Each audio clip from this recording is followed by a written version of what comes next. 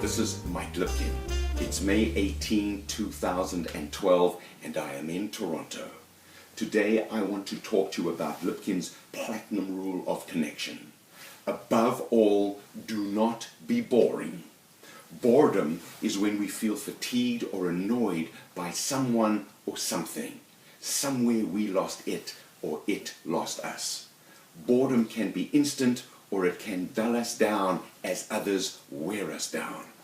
There is a reason why the alternate definition of bore is to make or enlarge a hole.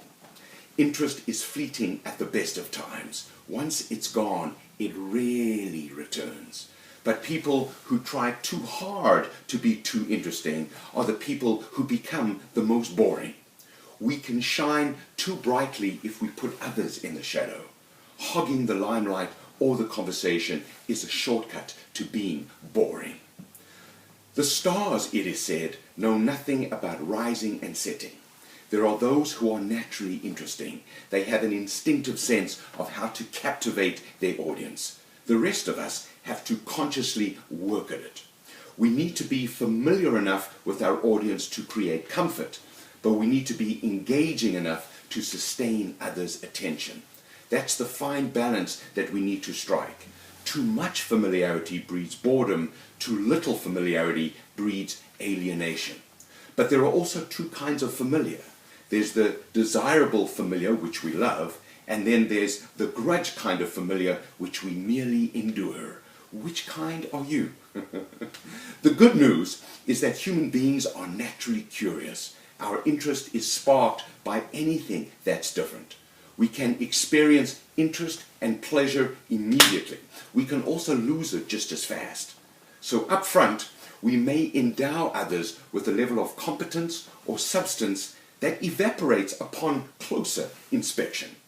So immediately generating others' interest in our offering is important, but sustaining that interest over time is exponentially more difficult. We need to get close to others, but we also need to keep our distance. So if boredom is death by 1,000 cuts and interest is the game changer, pleasure is what keeps us in the game. We want to be around people who make us happy. Being delightful is simply irresistible, especially when frustration or anxiety are so rampant. Pleasure is when interest becomes a source of amusement, entertainment, joy, laughter, connection, admiration, or love.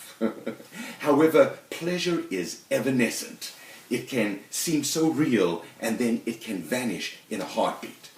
Embedding pleasure in every aspect of our engagement with others is a vital success skill. And the more meaningful the pleasure, the longer it lasts. Pleasure, by the way, is why we are still talking to each other here. It is a conscious thread that I'm running through this entire message. I want to help you truly get it, but I also want to make you happy while you get it. Seriousness and enjoyment are not mutually exclusive. They are each other's catalysts. Now, trust is the next level of influence. While interest and pleasure can be immediate, trust is always a slower burn.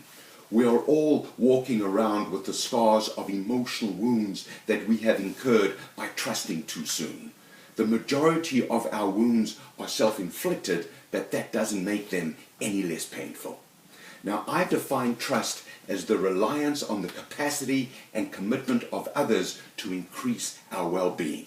Trust is when we become dependent on someone making good on their promises to us. It's when we take our biggest risk and open ourselves to others. We become vulnerable on multiple fronts. The dominant dramatic theme throughout human history has been the consequences of giving and losing trust. So trust is always a casualty of change. As reality is shattered and reconstructed, our mental models may not follow. Blame is often our refuge when we believe our world has gone wrong. And so whenever I hear the statement, "I cannot believe it," I know accusations are about to follow. So we earn others' trust by affirming their right to believe in us. Now, we can lose others' trust through a single event that contradicts that right. It can have everything to do with us or nothing to do with us, but it will happen. Life is about earning trust, keeping trust, losing trust, and then regaining trust. Trust is our gift to share or withhold, but life without trust is not worth living. We cannot get anything or get anywhere without it. Now, the highest level of influence is when we inspire others to be remarkable. We expand their capacity to create extraordinary results. We help them trust themselves to handle situations that previously may have been beyond their grasp.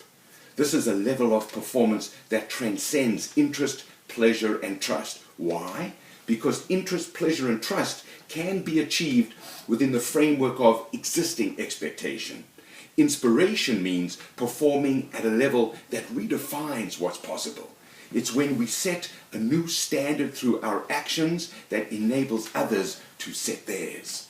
That's when we convert interest into excitement, and that's when we truly stand out by truly differentiating ourselves. No matter who we are, our ultimate role is to inspire others. We can do it from the top of the pyramid or from the base. It's not a function of position, it is a function of consciousness.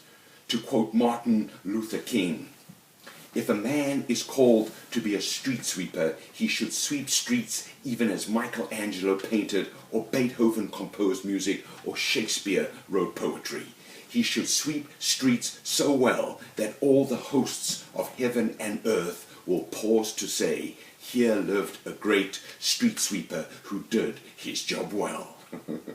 So, inspiration must be our aspiration. It is something we give others, but it's also something we get from others. Whatever we look for is what we tend to find. Inspiration is not a miraculous event, it is a state of mind. It is also a virtuous cycle. We inspire others because we are inspired by others. In the great relationships, inspiration is always bilateral. I want to thank you for the privilege of inspiring you today, because you are what is inspiring me today. Thank you.